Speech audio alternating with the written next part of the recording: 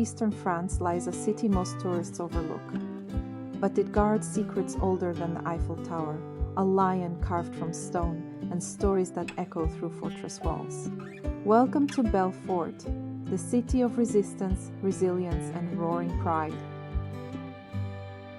Belfort sits in what's called the Belfort Gap, a natural corridor that has made it one of the most strategically important locations in French history. So why visit Belfort? Because it's a city with a soul, where history doesn't just sit in museums, it roars from the stone. Because it's walkable, welcoming, and way off the usual tourist path, and because sometimes the places you never heard of are the ones you never forget.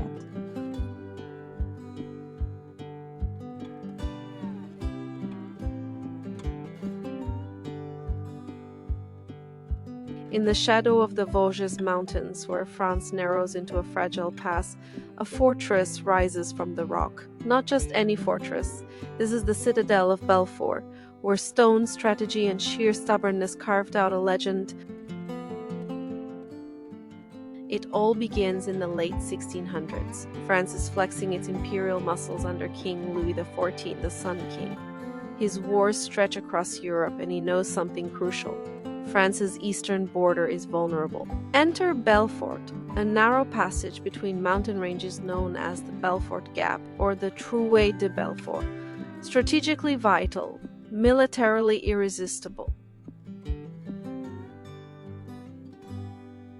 To defend it, Louis calls on his military genius, Vauban, the fortress whisperer of France. Between 1687 and 1703, Vauban reshapes Belfort into a jewel of military engineering.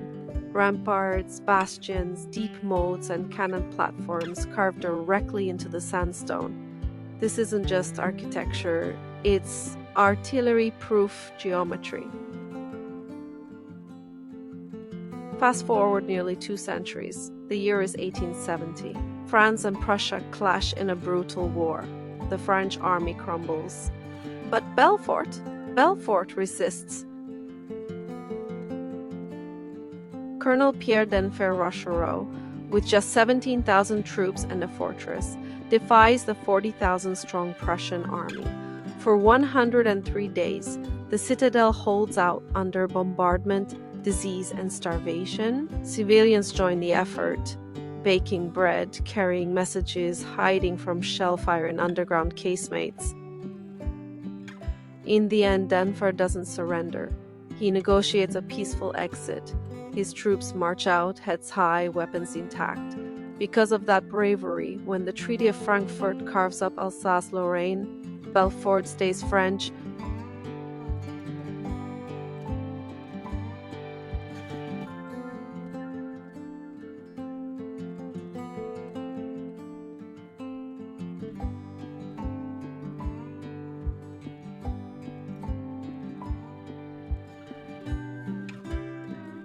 To immortalize the city's courage, France commissions a sculpture. And who better than Frédéric Auguste Bartholdi, the man who would later give the world the Statue of Liberty? Over 8 years, Bartholdi chisels a lion, wounded but proud, crouching beneath the citadel.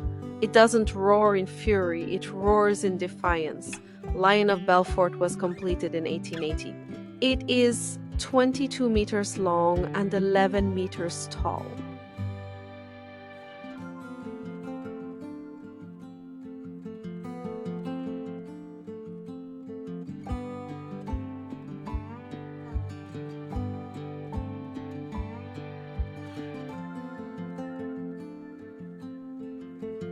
Today, the Citadel is more than stone and story. It's a living museum. You can explore Vauban's defenses, climb the towers, visit the Siege Museum, and of course meet the lion face to face. Belfort's Citadel may never have ruled empires, but in the moments that mattered most, it stood unshaken. And that is what makes it legendary.